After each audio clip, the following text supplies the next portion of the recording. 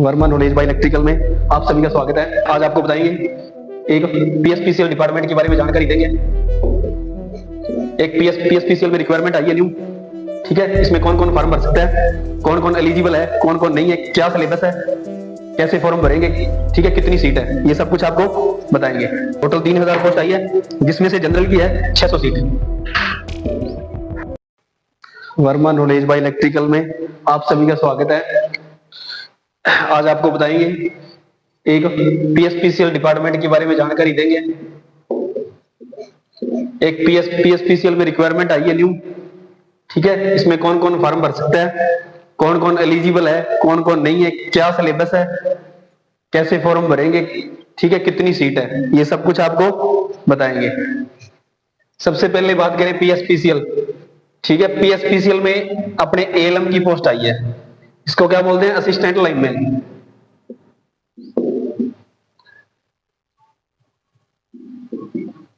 Assistant lineman, इसकी total कितनी पोस्टें आई है, 3000।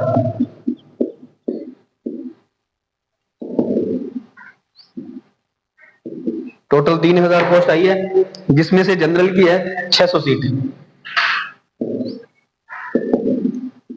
जनरल की कितनी सीट है, 600, ठीक है।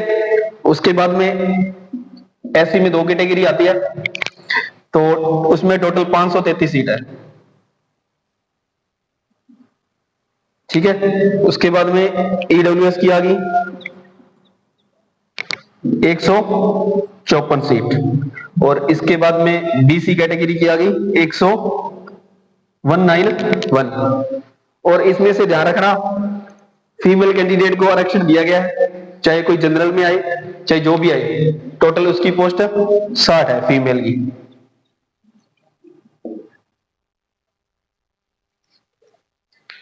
और इसके बाद में बात करते हैं, ये तो पोस्टों का हो गया। इसके बाद में क्वालिफिकेशन की बात करते हैं और फीस की बात करते हैं, सभी बात करेंगे अपने। अगर इतने में किसी को डाउट हो तो कमेंट कर देना।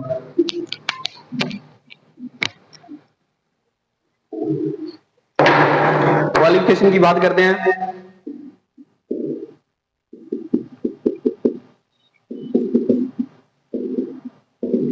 अगर क्वालिफिकेशन की अपने बात करते हैं तो सबसे पहले आपको बता दूं, अपीयरिंग वाले फॉर्म नहीं भर सकते।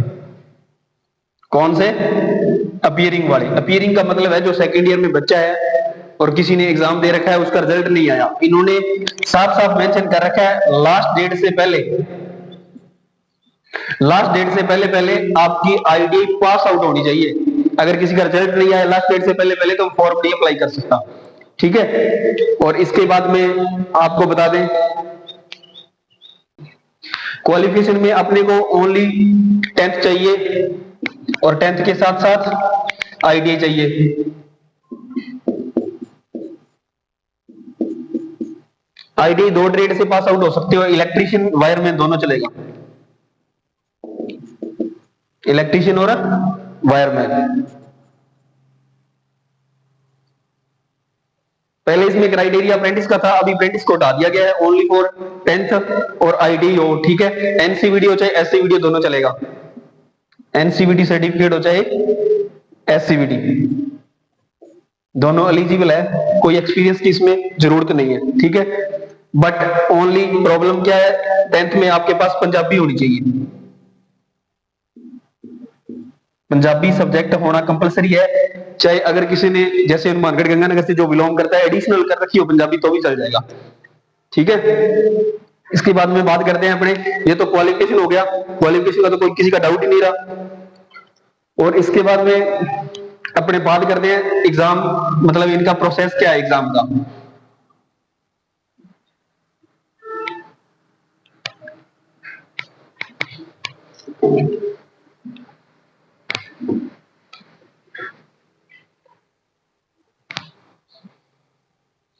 सबसे पहले एग्जाम की बात करते हैं, तो एग्जाम में इनके 2 पार्ट आते हैं, ठीक है। 2 पार्ट होंगे,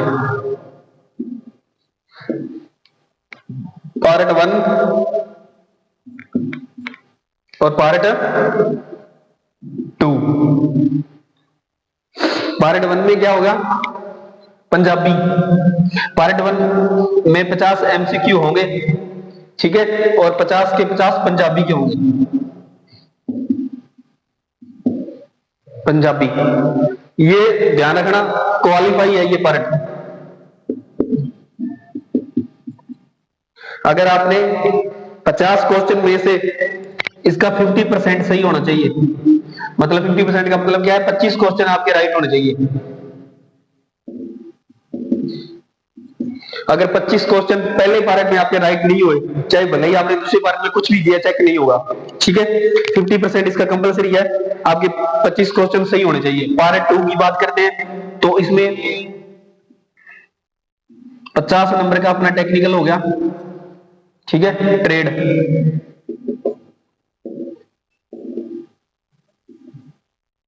और उसके बाद में 20 नंबर का अपने फिर पंजाबी आएगी, ठीक है, और उसके बाद में 10 नंबर की हम अपने पास मैथ आएगी, ठीक है, और उसके बाद में 10 नंबर का करंट अफेयर आएगा, जिसको जीके बोल सकते हो, ठीक है, और उसके बाद में 10 नंबर की बची हुई रीजनिंग आएगी, 10 एमसीक्यू रीजनिंग, ठीक है, ये अपना रहेगा, ठीक है। अगर आपने इसमें 25 क्वेश्चन नहीं सही करते हो तो ये पार्ट भले ही आपने 100 नंबर का किया हो, 80 नंबर का किया हो, तो चेक नहीं होगा, ठीक है। और दूसरी बात, इस एग्जाम में कोई नेगेटिव मार्किंग नहीं है, नो नेगेटिव मार्किंग, ठीक है। पहले पार्ट और दूसरे पार्ट में कोई नेगेटिव मार्किंग नहीं है,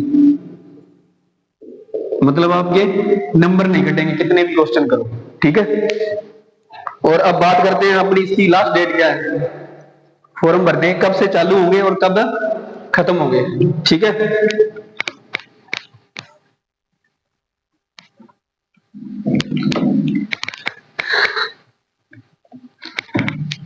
किसी को कोई प्रॉब्लम आए तो कमेंट कर सकते हो आप।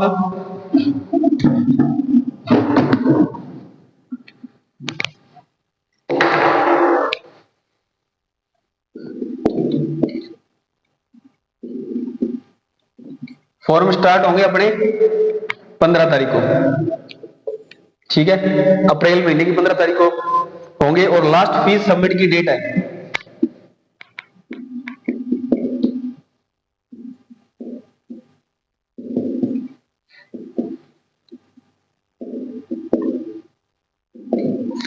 वो अपने क्या है 11/5/26, ठीक है। और इसके बाद अपने बात करते हैं फीस की।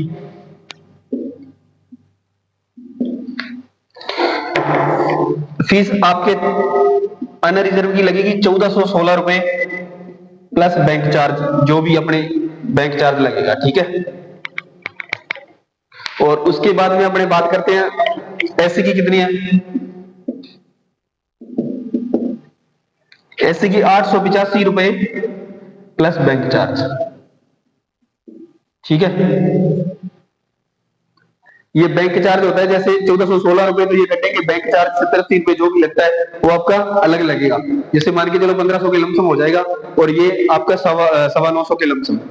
अब किसी का कोई डाउट नहीं होगा इस वैकेंसी के बारे में, अगर कोई और इंक्वायरी रह गई हो तो कमेंट कर देना।